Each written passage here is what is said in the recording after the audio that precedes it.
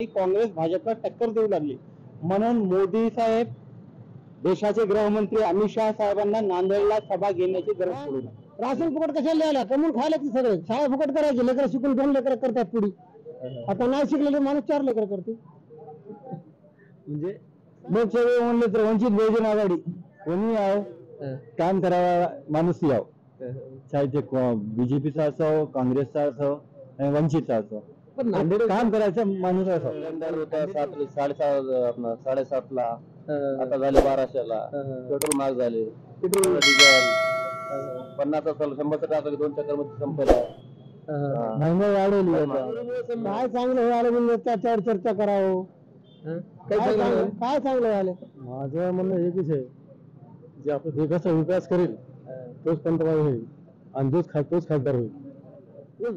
कधी काय नाही ह्याच्या पहिल्या महाराष्ट्रामध्ये असे रोड होते ना की माहित आहे रोडाची परिस्थिती काय होती तर रोड तर आपले सुंदर झालेले आहेत अजूनही कामं चालूच आहेत आणि महाराष्ट्रामध्ये खूप छान काम व्हायले। कसं आहे बीजेपी वातावरण आहे तुझं काही नाही तर नांदेडमध्ये फक्त एकच येईल ते बीजेपी काही नाही। सामान्य लोकांचे जे प्रश्न आहेत ते आजपर्यंत सुटलेले नाही। विकासाच्या बाबतीत जर विचार केले तर लोकांना बदल हवा आहे कारण त्यांनी भारत जोडो न्याय यात्रा या लोकांमध्ये पोहोचून गोरगरिबाची समस्या आज आपण त्यांचं मॅनिफेस्टो बघितलं असेल तर त्यांनी लोकांची समस्या तिथे मांडलेली आहे लोकांनी त्यांना सजेशन दिलेलं आहे ते जर केस करा तुमच्यामध्ये गेल्यानं काहीच नाही मग तुमच्याकडे आली काही नाही इकडे आली 400 पार करायची काय गरज आहे कारण तुम्हाला बहुमत जरी असलं तरी आपण आपला देश चालू शकतो पण 400 पारच असं का म्हणले कारण आपल्याला 1/3 म्हणजे राज्यसभा आणि लोकसभा जर दोन्ही जर आले असतील तर आपण संविधानाचे जे मेन ढाचा आहे ते बदलू शकतो त्यामुळे त्याला 400 पारची आवश्यकता लागते त्यामुळे हे जे रोड आहे इंडस्ट्रीचा रोड आहे ह्याच्यात 1.5-2 फीट खड्डे होते ह्यांना ह्या साहेबाला विचारा हे खड्डे होते नव्हते ह्यांना विचारा हे रोड कोण केले ह्यांना विचार साहेबाला आणि पहिला 70-72 किलोमीटर पेट्रोल होता आणि आता 110 किलोमीटर पेट्रोल झाला आता त्यामुळे परिस्थिती वेगळी आता तर कसं आहे साहेब जे बी काम केलेले आहे आतापर्यंत ते सगळे चांगलेच केलेले आहे पण ते आदर्श घोटाळ्यामुळे थोडं त्यांना अडचण आहे केला म्हणजे कोणाचा स्वतः सोयाबीन विक्री केलं नाही वरल्याचे पैसे नाही घेत त्याचे काय टक्के भेटली मी केलं फुकट केलं का त्याच्या टक्के 10-20-25% खाले असतील का दुसरी गोष्ट हे जे पगार वाढवली म्हणतात पगार वाढली तर आज या इन्कम टॅक्स आम्हाला 1.5 ते 2 लाख रुपये भरावं लागणार आहे सगळे लोक काय बुड्ढे राहू द्या जवान राहू द्या लेडीज राहू द्या जेंट्स राहू द्या फक्त काँग्रेस म्हणजे कसं माहिती का सगळ्याचा हे विचार आहे की बाबा काँग्रेस जे होती ते चांगली होती काय आणि आता सध्या पेट्रोलचे भाव बघा वाढलेले आहे गॅस सिलेंडरचे भाव वाढलेले आहे आता सध्या काही बी असू द्या जेवणाची चीज असू द्या गाडीची चीज असू सगळं वाढलेले आहे जे काँग्रेस कारभार जे सगळं स्वस्त होता आता सगळं वाढलेले आहे त्यामुळे सध्या लोक म्हणाले खेड्यापाड्यामध्ये म्हणाले बाबा चांगली काँग्रेसची होती बीजेपीच्या कार्यकाळामध्ये काय सगळे लोक परेशान झालेले आहे स्वतः आपला पैसा बँकमध्ये ठेवून आपल्याला परेशानी लागलेली आहे यामध्ये आता सगळे लोकांची एकीनगर लागली आहे की बाबा फक्त आपल्याला काँग्रेसलाही द्यायचं। नमस्कार मी गणेश शिंदे आपल्या सर्वांचं राजमुद्रा न्यूजच्या सत्तामुद्रा या सत्रामध्ये मनपूर्वक स्वागत। सध्या गल्लीपासून ते दिल्लीपर्यंत एकच चर्चा आहे लोकसभेची रणधुमाळी चालू आहे लोकांचं मत काय त्यात आपण घरी बसून जाणून घेणार आहोत आपल्यासोबत अनेक ग्राहक देखील आहेत आपण अनेक मतदार देखील आपल्यासोबत आहेत। सर आपण देखील आलात आपण पाहताय की नांदेडमध्ये काय होईल नांदेडमध्ये का तर थोड्या दिवसापूर्वी अशोकराव चव्हाण साहेब देखील भाजपामध्ये गेले काय परिणाम काय होतील काय वाटतं सध्या नांदेडीच नव्हे तर महाराष्ट्रात जनतेविरुद्ध नेत्यांच्या विरोधातली ही निवडणूक आहे। देशाचे गृहमंत्री माननीय अमित शाह साहेब नांदेडला त्यांची सभा आहे। अनेक लोकांचा प्रश्न असा आहे की अशोकरावजी चव्हाण साहेब भाजपमध्ये प्रवेश केल्यानंतर वरिष्ठ नेत्यांना नांदेडला येण्याची गरज नव्हती म्हणजे काँग्रेस हे कुठेतरी जनतेच्या मनात अजूनही आहे आणि काँग्रेस भाजपला टक्कर देऊ लागली म्हणून मोदी साहेब देशाचे गृहमंत्री अमित शाह साहेबांना नांदेडला सभा घेण्याची गरज पडू लागली। बरं सर तुम्ही आज नांदेडमध्ये राहता तर तुम्हाला एक नांदेड शहरातील एक आवडता आतापर्यंत झालेला खासदार कोण असणार आतापर्यंत झालेला खासदार आवडता खासदार तुम्हाला काय वाटतं म्हणजे कामगिरी एकदम झालेली असेल असं खासदार काय सांगतो अशोकरावजी चव्हाण. त्यासोबतच सर आपण पाहता की महागाई असेल, इंधन वाढ असेल, या संदर्भात आपलं काय मत? नाही, सर्वसामान्य लोकांचं मत हे आहे की 2 दिवसात निवडणूक प्रचाराला सुरुवात झालेली आहे. सगळे झालेले आरोप प्रत्यारोप एकमेकावर होत राहतात. सामान्य लोकांचे जे प्रश्न आहेत ते आजपर्यंत सुटलेले नाही. निवडणूक आली की आश्वासने दिली जातात आणि प्रश्न कायम राहणारच आहेत, सुटलेले नाहीत. आणि सामान्य व्यक्ती महागाईने खूप परेशान आहे. सुद्धा जनतेला काय वाटते किंवा देशामध्ये कोण पंतप्रधान व्हावे काय वाटतं? म्हणजे कसा कल कोणाकडे, कोणत्या बाजूने, त्या काँग्रेस, वंचित? महागाईचा जर विचार केले तर लोकांना बदल वाटतो. विकासाच्या बाबतीत जर विचार केले तर लोकांना बदल हवा आहे. आणि बाकी जर तुम्ही राजकारणी लोकांना जर हा प्रश्न केला तर मोदी हवे आहेत. सध्या आपण नांदेड शहरातील पोलीस पेट्रोल पंपावर वगैरे देखील आहेत, ते अनेक ग्राहक पेट्रोल पंपावर आहे. सर आपल्या नांदेडच्या लोकसभा संदर्भात काय वाटतं? काय प्रतिक्रिया आपली? आम्ही बाहेर तुमचं कोणतं गाव? बिलोली. आम्ही असंच बरोबर. तुम्ही बिलोलीमध्ये सध्या गल्लीपासून ते दिल्लीपर्यंत राजकारणाची लोकसभेत चर्चा आहे, तुम्हाला काय वाटतं? चांगलं आहे. सध्या कोणी काय वाटतंय? नांदेडचे पहिले खासदार कोण जातात यापूर्वी? खासदार कोण? प्रताप पाटील चिखलीकर. प्रताप पाटील चिखलीकरांचे 5 वर्षाच्या मागील कार्यकाळ कसा होता तुम्हाला काय वाटतं? कार्य काय केलं नाही? कार्य केलं नाही काय कार्यक्रम? आता येणारा खासदार कोण होईल असं काय? काँग्रेसचा होईल, भाजपचा होईल, का वंचितचा होईल, का अन्य कोण होईल? भाजपचे कोण होईल? प्रताप पाटील चिखलीकर. काम जर काही केलं नाही म्हणतात मग पुन्हा कसं होईल? मोदीला बघून.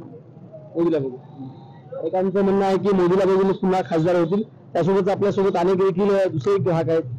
सर तुम्हाला नांदेडच्या लोकसभा संदर्भात तुमचं काय मत?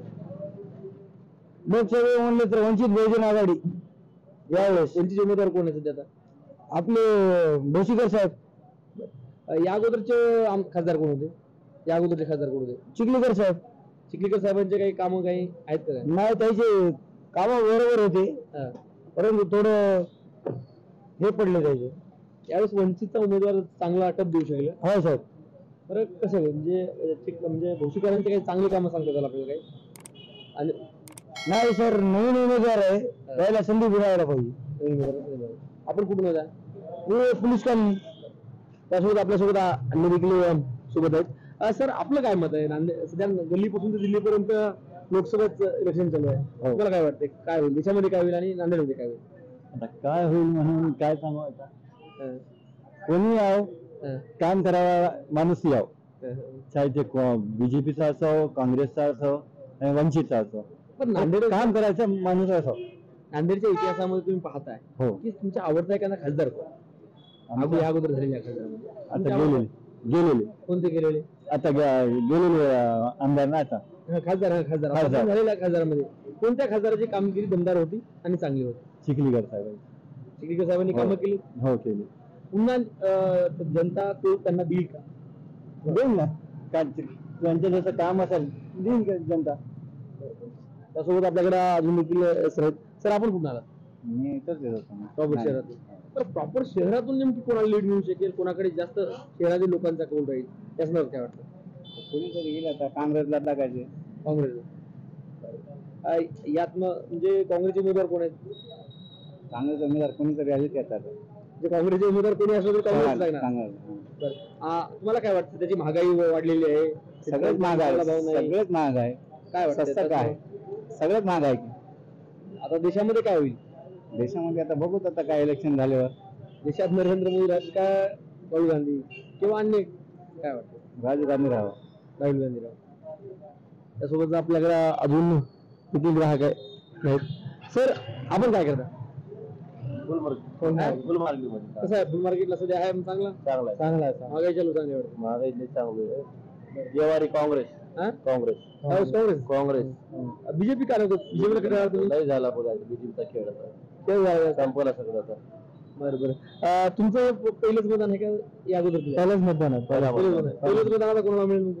काँग्रेस सकाळी काँग्रेसच काय काय वाटतं काँग्रेसला चांगलं आहे ना सुविधा सुविधा म्हणजे सिलेंडर होता 7:30 ला आता झाले 1200ला पेट्रोल महाग झाले पेट्रोल डिझेल 50 साल 100 टाका 2 चक्कर मध्ये संपल्या महागाई वाढवली आता.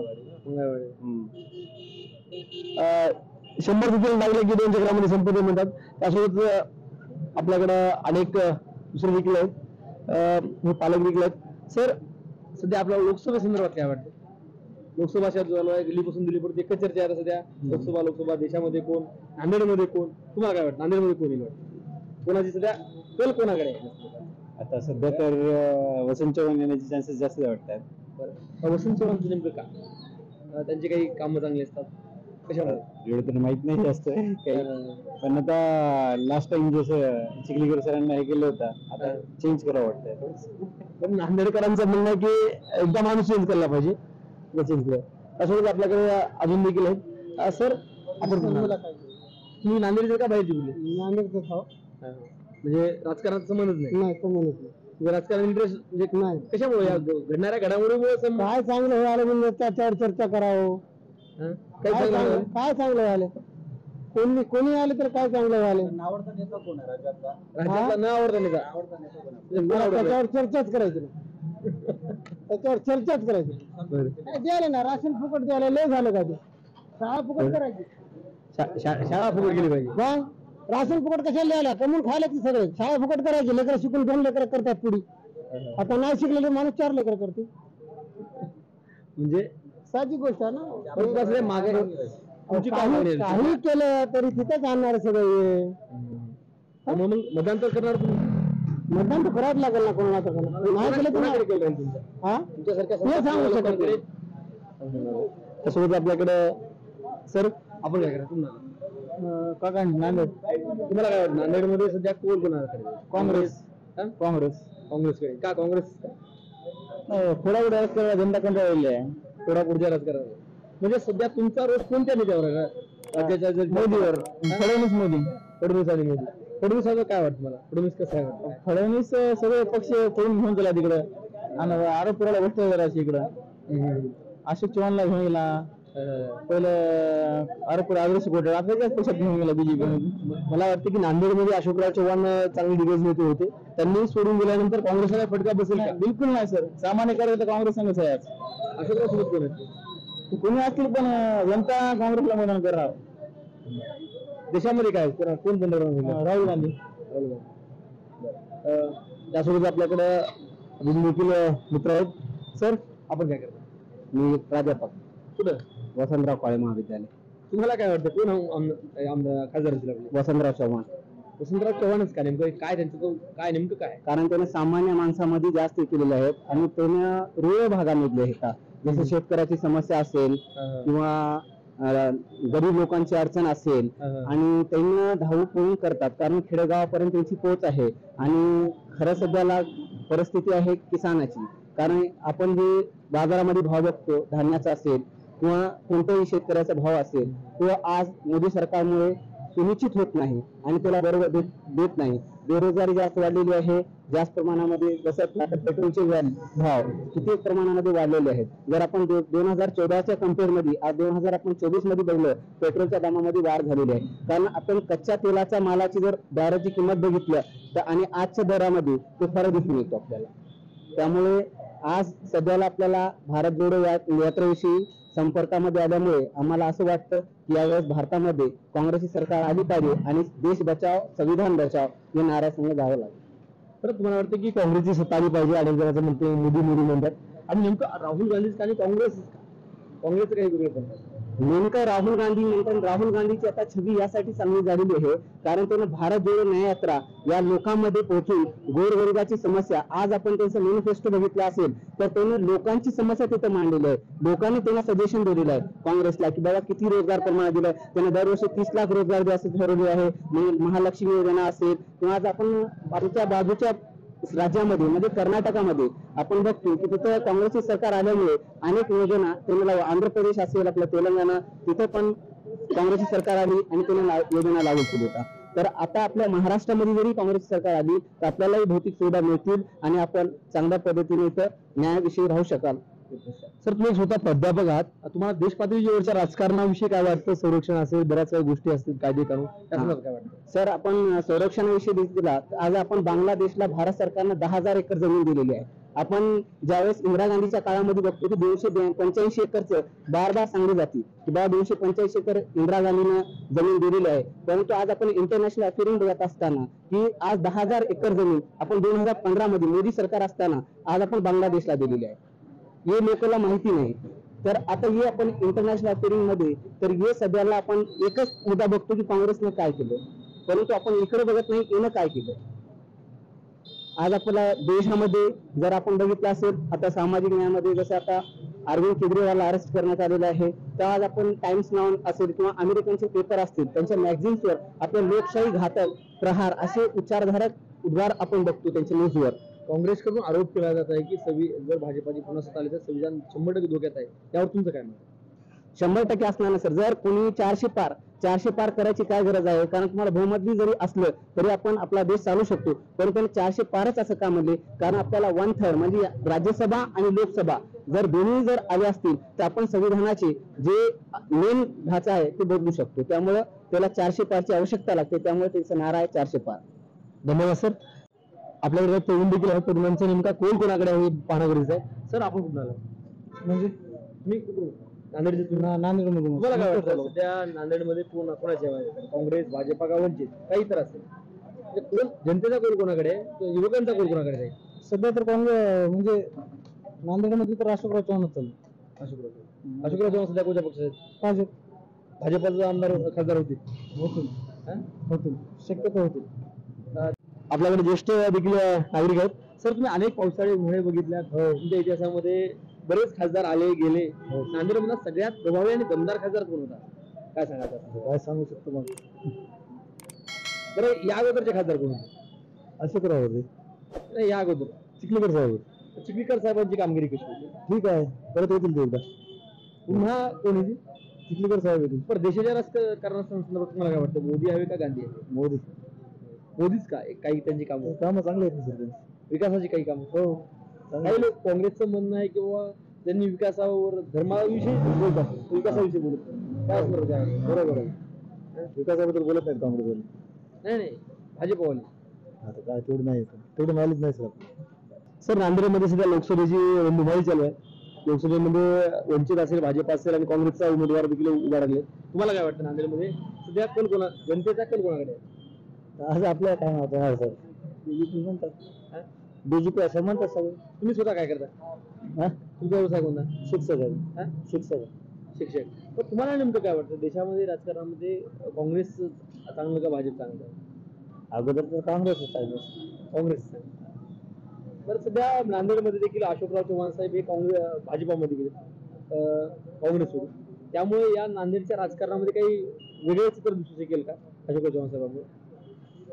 हो, आता अगोदर त्यांनीच होते इथं, आता वेगळं चित्र दिसू शकते सर. वसंतराव चव्हाण जड भरतील का प्रताप पाटील? प्रताप पाटील. का? प्रताप पाटील काही केलेली कामे आपल्याला सांगता येईल का? नाही, आपण तिकडे बंद म्हणजे राजकारणामध्ये इंटरेस्ट नाही का? काही नाही, इंटरेस्ट नाही. त्यासोबत आपल्याकडे अजून सर आहेत. सर, सध्या नांदेडमध्ये लोकसभाचं रणधुमाळी चालू आहे. दिल्लीपासून दिल्लीपर्यंत देखील चर्चा आहे की खासदार कोण होणार आणि देशामध्ये पंतप्रधान कोण होणार. त्याबद्दल तुमचं काय मत आहे? माझं म्हणणं एकच आहे, जे आपण विकास करेल तोच पंतप्रधान होईल आणि तोच खासदार होईल. विकास सध्या कोण कोणत्या? फक्त बीजेपी आहे. पहिले सध्या आता पब्लिक जे निवडून देईल तेच होईल. तुम्हाला काय वाटतं? काँग्रेस चांगलं का बीजेपी चांगलं का वंचित? पक्ष तर सर्व सध्या कसं येणं म्हणजे बीजेपी आहे थोडाफार. महाराष्ट्राच्या राजकारणामध्ये एखादा आवडणारा नेत्यापेक्षा एखादा तिरस्कार असलेला नेता कोणता? काय वाटतं? चांगला म्हणजे ज्या माणसाचं नाव घेवडत असं एखादा नेता आहे का? तसं तर काही नाही सध्या. सर्व चांगलं हेमंत पाटील आहे, हिंगोलीचा आहे. हेमंत पाटलाचं तिकीट कापल्या गेले तिकडे गेलेत पण चांगला माणूस कधी सर्वांना कॉपरेट करते, मदत करते माणूस, चांगला माणूस. तुमचा लोकसभा मतदारसंघ कोणता? माझा इकडला आहे. कोणता? मी इथं उत्तर भाग. बरं, तुम्हाला काय वाटतं नांदेड वसंतराव चव्हाण येतील का प्रताप पाटील येतील किंवा अविनाश भोसले येतील? पब्लिक डिफेन्स कोण येईल तो सध्या असं तुमचा कोण कोणाकडे? माझं कौल काय तसं काय नाही. आम्ही सध्या करतो बीजेपीला. ओके. लोकसभेची निवडणूक चालू आहे. आपल्याला काय वाटतं नांदेडमध्ये कोण आहे? प्रताप पाटील असतील किंवा वसंतराव चव्हाण कोणची? तुमचं काय मत आहे? प्रताप पाटील. प्रताप पाटील. प्रताप पाटील म्हणजे मागील क्रमामध्ये प्रताप पाटलांनी काही केलेली कामं सांगतो आपल्याला? नाही पुन्हा प्रताप पाटील किती? त्यामुळे देशामध्ये कोण आवडेल की देशात? मोदी. त्यासोबत आपल्याकडे एक नागरिक आहेत. तुम्हाला महाराष्ट्राच्या राजकारणासंदर्भात तुम्ही आता सातत्याने फिरत असता, महाराष्ट्राच्या राजकारणासंदर्भात तुम्हाला काय वाटतंय? सध्या महाराष्ट्रामध्ये ज्या घडामोडी घडल्या, राष्ट्रवादी फुटली, शिवसेना फुटली, असणार काय वाटतं? मॅक्झिमम आता इथे बीजेपीचे असं वाटतं. महाराष्ट्रामध्ये तेच हवा आहे बीजेपीचं. महाराष्ट्रामध्ये बीजेपीने काही चांगली कामं केलेली सांगतायत का आपल्याला? इकडे काय नाही, याच्या पहिल्या महाराष्ट्रामध्ये असे रोड होते ना की माहित आहे रोडाची परिस्थिती काय होती. तर रोड तर आपले सुंदर झालेले आहेत, अजूनही कामं चालूच आहेत आणि महाराष्ट्रामध्ये खूप छान कामं व्हायला. आपल्यासोबत आयटी परिसरामध्ये काही नागरिक देखील उपस्थित. सर, आपल्याला काय वाटतं सध्या नांदेडमध्ये काय होईल? नांदेडचं वातावरण नांदेडमध्ये कसं आहे, बीजेपी वातावरण आहे, तुझं काही नाही इथं. नांदेडमध्ये फक्त एकच येतील ते बीजेपी, बाकी काही येणार नाही. जे आरक्षणाचा जे मुद्दा आहे ते जरांगे पाटलांनी व्यवस्थित सांगितलेलं आहे किंवा तुमच्या याच्याने ठरवा. तर एकंदरीत आपण जे उमेदवार बघता की हा उमेदवार जो आहे आपला प्रताप पाटील चिखलीकर, तर आम्हाला सगळ्याला वाटते की बाबा हा माणूस एकदम व्यवस्थित आहे, समाजाचं काम करणार आहे. त्याच्यामुळे पूर्ण समाज, मराठा समाज जे आपण म्हणता विखरलेला आहे, विखरलेला नाही आहे. कारण हा समाज पूर्ण पाठीशी प्रताप पाटील चिखलीकरांचे आहे. हे आम्ही जे सगळं फिरता आजपर्यंत जे सर्वेक्षण केलेलं आहे की प्रताप पाटील चिखलीकर जे आहेत एकदम, आपण जर कोणी जरी गेलं त्याच्याकडं तर कोणी पक्षाचा राहतो आणि पक्ष विचारत नाही की बाबा तुमचं काम काय, अडचण काय याविषयी आम्हाला बोला. आणि डायरेक्ट त्यांनी कुठे जर आपली अडचण असेल छोटी मोठी जरी डायरेक्ट फोन लावते. बरं सर, तुम्ही मनोज जरांगे पाटलाचा विषय काढला. तुम्हाला सध्या मनोज जरांगे पाटलाचा इम्पॅक्ट नांदेडमध्ये काय पडू शकेल का? नेमकं काय होईल? नाही, ठीक आहे. आता कसं नवीन चांगलं काम करता येते. एकदम युवा पिढी जी आहे ते बघा, मुळात आमच्या सगळा नाश केलेला आहे शरद पवारने केलेला आहे समाजाचा. आणि आपण जर समजा आता याला विरोध केला प्रताप पाटलांना, तर आपण पायावर धोंडा टाकल्याने आहे. कारण का की मुळात शरद पवारचं सगळ्यात मुख्य जे आहे आपल्या समाजाला जे प्रवाहामधून जे बाजूला ढकललं, हे मुळात शरद पवारचं आरक्षण मिळालेलं 10%, त्यावर तुम्ही समाधान आहात का? ते 10% जे आहे ते आम्ही म्हणतात ते मान्य नाही आम्हाला. ते आपण सगळेजण जाणकार आहात. तर आम्हाला जे ओबीसी मध्ये जे आम्ही ऑलरेडी आहोत ना, ऑलरेडी आम्ही ओबीसीच आहोत ना. फक्त आमच्या मराठवाड्यावर अन्याय झालता, तर जरांगे पाटलामुळे ते सर्टिफिकेट मिळत आहेत. आता आमचे काही पुरावे सापडत नसल्यामुळे आम्हाला काही मिळत नाहीत. तरी आम्ही वर्षाचा काळ आहे, त्याला 60 त्यासोबत आपल्याकडे सर देखील आहेत. सर तुम्ही काय करता? माझं दळीचं काम आहे, ब्रोकर आहे मी. पण 60 वर्षाचा काळ आहे, 70 वर्षाचा काळ आहे. प्रत्येकाचं आरक्षण पाहिजे, ठीक आहे. त्या गोष्टीला जे टाइम लागणार आहे, जुने पुरावे सर्व गोष्टी त्याला काढायला टाइम लागणार आहे. आता लगेच 5 वर्षाचा 2 वर्षाचा म्हणून लगे असं काढून टाका, ते शक्य नाही. त्या गोष्टी त्या 5-7 वर्ष वागी लागेल, आरक्षण भेटत सर्व गोष्टी होईल. पण जोपर्यंत मोदीजी राहणार नाही स्टेबल, तोपर्यंत काही आरक्षणचं काम होणार नाही. कागद देण्यात आला मराठा आरक्षण, वाशीला जे परिपत्रक देण्यात आलं त्याच्यामध्ये सगळे सोयरे आणि कुणबीचं होतं. त्याच्या विरुद्ध जाऊन विधानसभेमध्ये वेगळंच 10% आरक्षण दिलं. एकच सरकार 2-2 निर्णय का घेते? काय म्हणतो, हे सर्व गोष्टी आहेत का स्टेप बाय स्टेप होणार. लगेच तर तुम्ही आजच्या ऐका ना, आजच्या जर तुम्ही हे पाहिजे बरोबर काम आहे, सरकारी काम आहे, गोष्टी सर्व गोष्टी टाइम तर लागणार ना. लगेच काय होणार का? काही साधं तुम्ही जर जन्मपत्र काढायला गेले तुम्ही त्याला 8-15 दिवस लागतील तुम्हाला जन्म दाखला काढायला. देखील आरक्षण दिलं होतं, ते देखील का टिकवतात? तर आता बाकीच्या नंतर हे आले तुमचे मुख्यमंत्री आमचे, ज्याला काही काम करत नाही ते आले 2.5 वर्ष त्यांनी राज केलं, त्यांनी काही केलं नाही. पुढचं देशात काय होईल? देशात एकच दार आहे फक्त, मोदीजी. दुसरं काहीच नाही. साहेबांची काही कामं सांगतो आपल्याला चांगली? भयंकर काम आहेत त्यांचे, काय नाही. आज देशात म्हणजे बाहेर पोरं होतो जे अडकले होते बाहेर देशात, जे भूकंप आला, कुठे काय सुनामी आली, तिथून कोण आणलं? कोण आणलं दुसरं कोण आणलं काय फक्त मुलगी आणलं काय जेव्हा लॉकडाऊन लागलं हा त्यावेळी 6.5 लोक कर्नाटकामधून आणि आंध्र प्रदेशमधून मध्य प्रदेश उत्तर प्रदेशला पायी चालत गेले. 7 महिन्याची प्रेग्नंट बाई सुद्धा नांदेडवरून चालत गेली. स्वतः कल्याणकर साहेबांच्या ऑफिस मधून आपण त्यांना खिचडी वाटप केलं. वंदे भारत योजनेमधून आपण फॉरेनर्स आणले, जे फॉरेनर्स भारतामध्ये कुठले टॅक्स भरत नाहीत त्यांना आपण वंदे भारत योजना आणली. भारतीय लोक जे टॅक्स भरतात त्यांना मात्र आपण पायी पळवलं. लोकांना तो जो टाइम होता ना भूमिका आपल्याला नाही नाही तो जो टाइम होता का तो सॉलिड टाइम होता. लगेच लॉकडाऊन लागलं लगेच जर सर्व गोष्टी होणार तर कसे शक्य आहेत. त्याच्यानंतर चिखलीकर साहेबांनी आमचे 40 दिवस रोज 1000 डबे वाटले. ते कोणी बघितले आणि रोज वाटले सोबत 1000 डब्याचं रोज डेली वाटप होतं प्रत्येक दवाखान्याचं. ज्या टाइमला कोरोनामध्ये कोणी बाहेर निघत होतं त्या बाहेर निघलो त्या 1000 डबे रोज वाटले. तुम्हाला पाहिजे असेल व्हिडिओ क्लिप माझ्याकडे प्रत्येक सुद्धा दाखवतो मी की 1000 डब्याचं रोज डेली वाटप होतं नांदेड शहरामध्ये सध्या. त्याच्यानंतर वॅक्सिनेशन जे होतं काय रोज सॅनिटायझर पाणी बॉटल मास्क हे सॅनिटायझर आम्ही रोज वाटप करायचो. सरकारी दवाखाना शिवाजी पुतळा जर खोटं वाटत असलं तर तिथे जाऊन डीएम ला विचारा भुजबळ साहेब त्यांना विचारा तुम्ही काय वाटप केलं काय नाही केलं. फक्त आपल्याकडे सर आहेत. सर सध्या नांदेडमध्ये गल्लीपासून दिल्लीपर्यंत राजकारणाचं सध्या लोकसभा चालू आहे. सर आपल्याला काय वाटतं नांदेडमध्ये काय होईल. तर नांदेडमध्ये गेल्या 5 वर्षांमध्ये पंतप्रधानानं काही केलं नाही. जे आरक्षणाचा मुद्दा आहे मराठा समाजाचा जरांगे पाटलांनी जे आरक्षण मागणी केली मान्य आहे. आरक्षण द्यायला पाहिजे होतं ते महाराष्ट्राच्या राजकारण महाराष्ट्रामध्ये लागू नाही. कोण द्यायला पाहिजे केंद्र सरकारनं द्यायला पाहिजे. महाराष्ट्राच्या आता राजकारण द्यायचं म्हणणं आहे उल्लेख त्याचा केंद्र सरकार दिलं तरच मान्य केलं तर महाराष्ट्र शासन द्यायला पाहिजे. 10% दिलं होतं मला 10% देण्यापारी आरक्षण जरांगे पाटलांचं आरक्षण जे मागणी केली त्याने 10% दिलं होतं म्हणजे ते मान्य केंद्र सरकारने नाही केलं द्यायला पाहिजे. केंद्र सरकारने मान्य केलं नाही तरी पण त्या 5 वर्षामध्ये प्रताप पाटलांना जे खासदार होते आमचे प्रताप पाटील त्यानं नांदेड जिल्ह्यामध्ये कोणतंच काही काम केलं नाही. नांदेड शहराची शिधी थोडं पडल्यावर दाखवत होते त्यामुळे ते अशोकराव चव्हाण साहेबांना भाजपामध्ये घेतले गेले. याचा काही भाजपाला फायदा होईल का. काय भाजपाला काहीच फायदा होत नाही. याच्यामध्ये भाजपाला काहीच फायदा होत नाही. याच्यामध्ये कारण का आता हे आयटीआयचा रोड जे आहे आमच्याकडे 2च मिनिट सर मी अशोक साहेब गेले त्याच्या काही घोटाळ्यामुळे गेले असतील. 70,000 घोटाळा कोण केला केले 17,000 घोटाळा केला. तुम्हाला 17,000 घोटाळा केला तर तुम्ही काही ईडी टाकली तर कारवाई केली त्याच्यामध्ये सामील होतं का नाही त्याला करायला पाहिजे आता काय केलं नाही.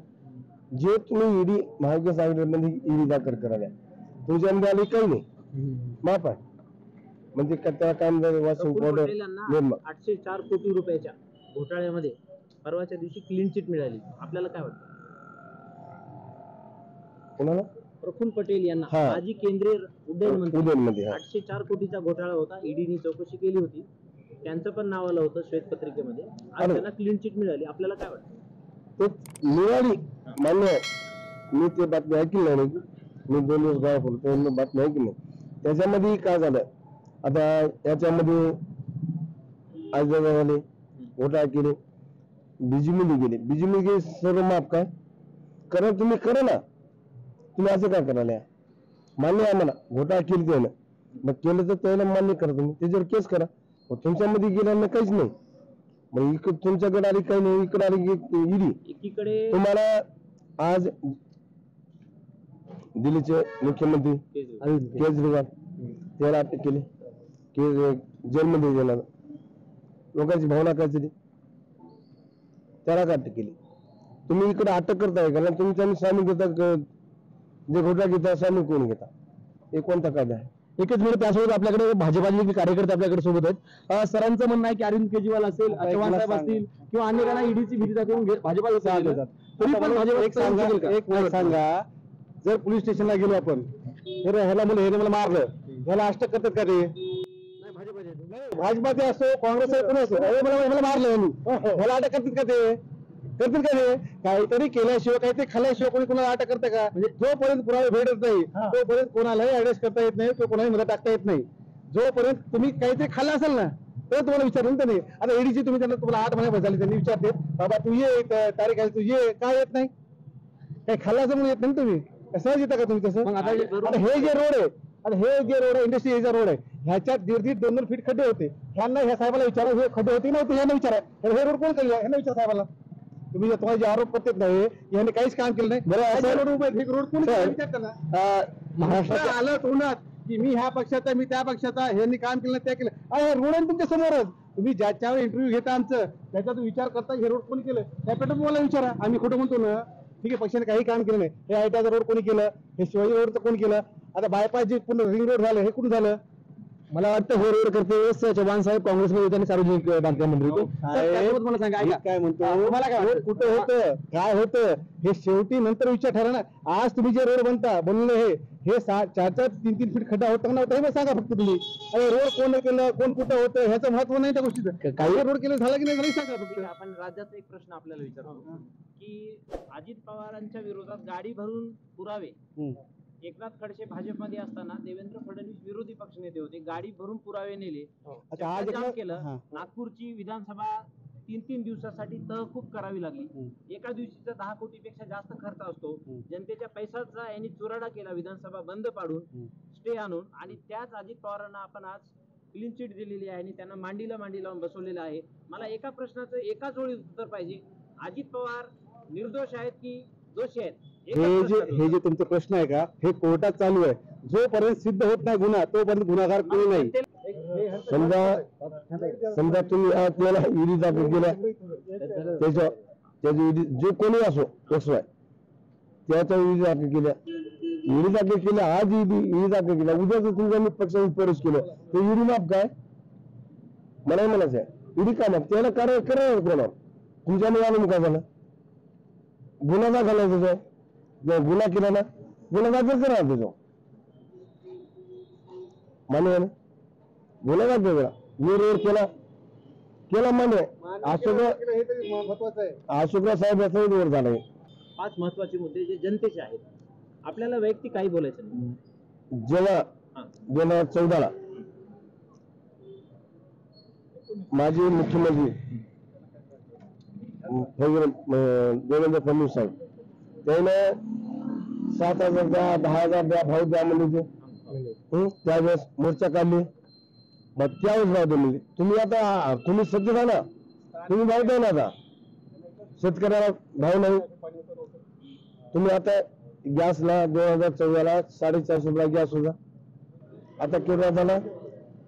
1200 रुपये 1100 भाव झाला. आता 100 रुपये कमी केला. लगेच इलेक्शन आलं झालं की लगेच वाढीत आले तुम्ही. ते जगलं कळालं. तुम्ही आता 2 रुपयानं पेट्रोल सच केलं, आता 2 रुपयानं सच केलं. तुमचं सरकार लगेच 20 रुपयाला वाढीत. हे आलूच दाखवले कोपऱ्याला लावून. ही सरकारची बीजेपीच आहे. तुम्हाला वाटेल का काँग्रेसची पुन्हा सत्ता आल्यानंतर विकास होईल, काही महागाई कमी होईल? होईल ना. एवढं करून चुकलं काँग्रेसला करून चुकलं. आम्ही काय केलं पहिलं आता करता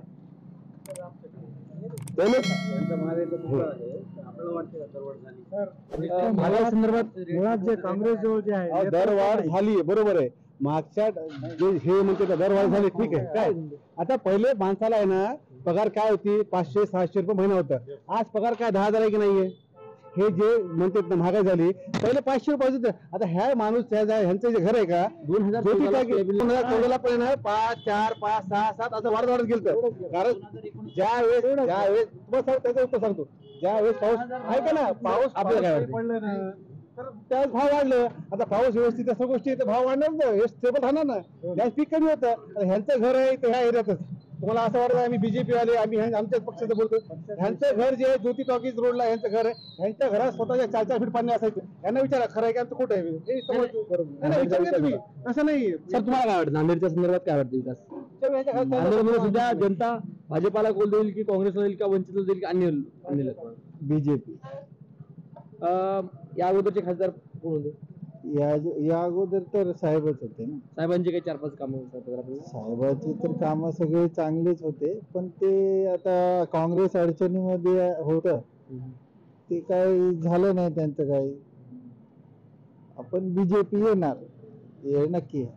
साहेबांचे पॉझिटिव्ह पॉईंट सांगा, निवडून येऊ शकता या संदर्भात पॉझिटिव्ह पॉईंट. नाही, साहेबाचे तर कसं आहे, साहेब जे बी काम केलेले आहे आतापर्यंत ते सगळे चांगलेच केलेले आहे, पण ते आदर्श घोटाळ्यामुळे थोडं त्यांना अडचण आली.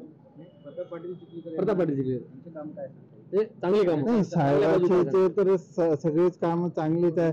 आता ते जे बी ते प्रोसेसर घेतलेले आहे हातामध्ये ते सगळे चांगलेच आहे त्यांचे काम. बरं, सध्या नांदेडमध्ये अशोकराव चव्हाण साहेब हे मुख्य नेते होते काँग्रेसचे. काँग्रेसचे नेते भाजपामध्ये आल्यामुळं त्याला भाजपा काय फायदा होईल का? हा, नक्की होईल. नांदेडमध्ये तर 100% साहेबांसोबत काही काँग्रेसचे मूळ जे कार्यकर्ते ज्यांच्यावर कुठलाच आरोप नाही ते कार्यकर्ते आलेत का सगळेसोबत? सगळे येऊ पण साहेब आले तर ते 100% बीजेपीला तर हे भेटणारच आहे. नाही, कार्यकर्ते तर सगळे मोदीला बघूनच, सगळे मोदी साहेबाला बघूनच आहे सगळे, बाकी काय दुसरं काही हे नाही. सर, आपण काय करताय व्यवसाय वगैरे? हॉटेल आहे. तुमच्याकडे अनेक ग्राहक येत असतात. सध्या काय चर्चा काय चालू नांदेडमध्ये? बीजेपी वन साइड मारते. साहेब बी आले आता. वन साइड मारे.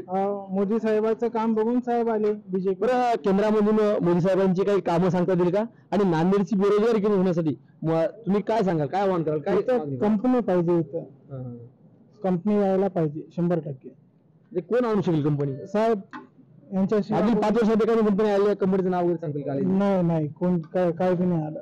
येईल अशी अपेक्षा आहे का? आता साहेब बीजेपी मध्ये आले तर 100% येईल. त्यासोबत आपल्याकडे अनेक युवक देखील आले आहेत. कॉलेजमध्ये रोड केला म्हणजे कोणाच्या स्वतः सोयाबीन विक्री केलं नाही, वरण्याचे पैसे नाही, त्याचे काय टक्केवारी भेटली म्हणून केलं. फुकट केलं का? त्याच्या टक्केवारी 10, 20, 25% खाली असतील ना. दुसरी गोष्ट हे जे पगार वाढवली म्हणतात, पगार वाढली तर आज या इन्कम टॅक्स आम्हाला 1.5 ते 2 लाख रुपये भरावं लागणार आहे. 12 महिन्याचा पगार जीएसटी भरावा लागेल. तर 12 महिन्याचा पगार जे आमचं 8 लाख 9 लाख जे झाले त्याच्यामध्ये 2 लाख आमचे त्याच्यामध्ये भेटले आम्हाला पगार 8 लाखच भेटे. 8 लाख भेटेल पगार सॅलरी. मग एवढं म्हणत की पगार वाढेल. कोणती पगार वाढेल? काय पहिलेच 14चं आताचं शेतकऱ्याला भाव नाही, तुमच्या सोयाबीनला भाव नाही, तुमच्या गॅस वाढेल. गॅस देण्याचा सुद्धा कमी होता. आता गॅस काय भाव झाला? आता काय हे 100 रुपये, फक्त 100 रुपये कमी केला. एकदम किती वाढले त्याला? 700 रुपये वाढवले गॅस. आता 100 रुपये केलेली. पेट्रोल 2014ला 67 रुपये होते, 37-38 रुपये पेट्रोल होतं. आता 108 रुपये केलं. आता पेट्रोल काय भाव? फक्त 2 रुपयाने कमी केले. एक मान्य आहे का जगाला? मान्य आहे का? पेट्रोल पंप वाढवले, पेट्रोल वाढवले, 2 रुपयाने कमी केले आता, आणि लगेच वाढत संपलं. त्याचं सरकार या लोकसभेला 100% काँग्रेस 1 ते 1.5 लाखाचं नाही येणार आहे. हे 100% 1-1.5 लाखाचं. त्यासोबत आपल्यासोबत एक ऑटो चालक आहेत. ऑटो चालक म्हणजे दिवसभर शहरामध्ये फिरत असतात. सर, तुम्ही दिवसभर शहरामध्ये फिरत असता, ऑटोमध्ये बसल्यानंतर अनेक मतदार चर्चा देखील करत असतात. सध्या नांदेडमध्ये कोणाकडे, काँग्रेस, भाजपा का वंचित?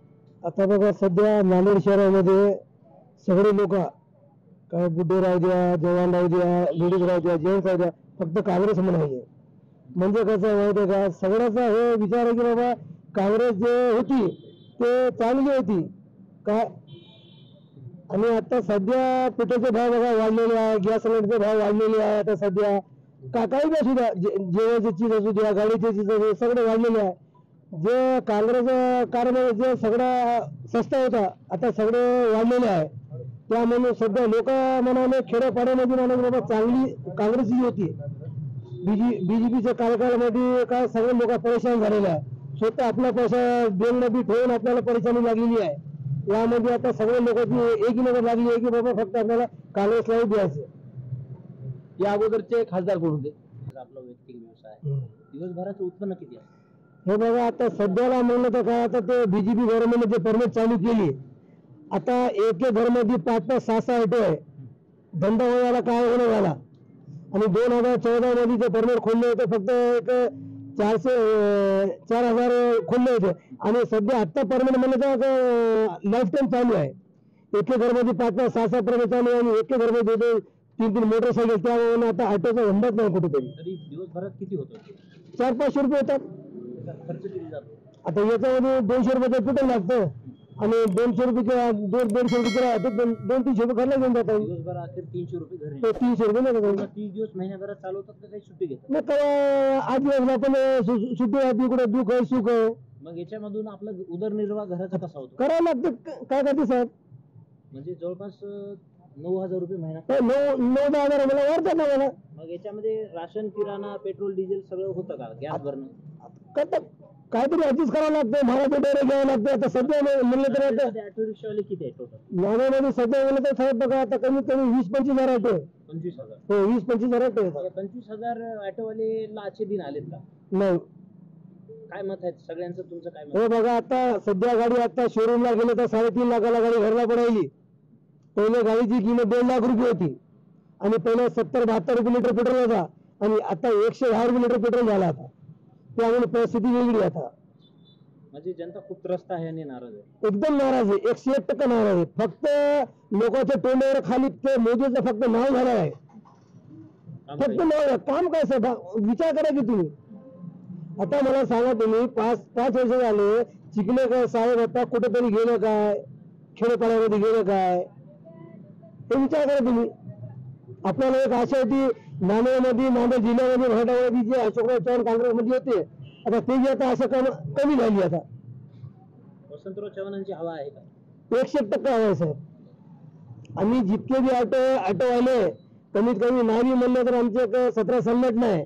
मी एक स्वतः ऑटो संघटनेचा जिल्हाध्यक्ष आहे आणि आमच्या पैसे कमसे नाही म्हणलं तर एक 17 संघटना आहे बघा. आपल्या सगळ्यांचा पाठिंबा कोणत्या पक्षाला राहील? आम्ही तर आमची जितकी बी संघटना आहे तिथे वेगळ्या पक्षाचे, आमची जी संघटना आहे ते आमच्या संघटना वसंतराव पाठिंबा आपला. आपण जे बातचीत केली होती ऑटो संघटना जिल्हाधीश होते, दिवसभर ऑटो चालवते ते जवळपास आता संध्याकाळी 10-11 वाजेपर्यंत ऑटो चालू. त्यांचं देखील असं वैयक्तिक मत आहे की काँग्रेस इथं प्रभावी ठरू शकेल आणि वसंतराव चव्हाण आमच्या संघटनेचा तर संपूर्ण पाठिंबा हा वसंतराव चव्हाणलाच असेल असं देखील बोलले. आपण नेमकं तुम्हाला देखील काय वाटतं, तुमच्या देखील प्रतिक्रिया आमच्या कमेंट बॉक्सच्या माध्यमातून कळवा. आणि आपण सर्व हे घरीपासून पाहू शकता. तुमच्याकडे आमची एक जबाबदारी, आम्ही प्रत्येक ठिकाणी जाऊ आणि प्रत्येकांच्या कॉल घेऊ. त्यानंतर तुम्ही देखील आमच्या चॅनलला सबस्क्राईब करा, नोटिफिकेशन बेल आयकॉन दाबा आणि आपल्याला नेमकं काय वाटतं, काय होईल, कारण की जनतेशिवाय हे सर्व काही शक्य होणार नाही. पुन्हा भेटूया पुढील सत्रामध्ये. तोपर्यंत धन्यवाद. मनोरंजनाचं प्रबोधन, करमणुकीचं उद्बोधन, बातमी अचूक, माहिती बिनचूक. पाहत रहा राजमुद्रा न्यूज लाईव्ह.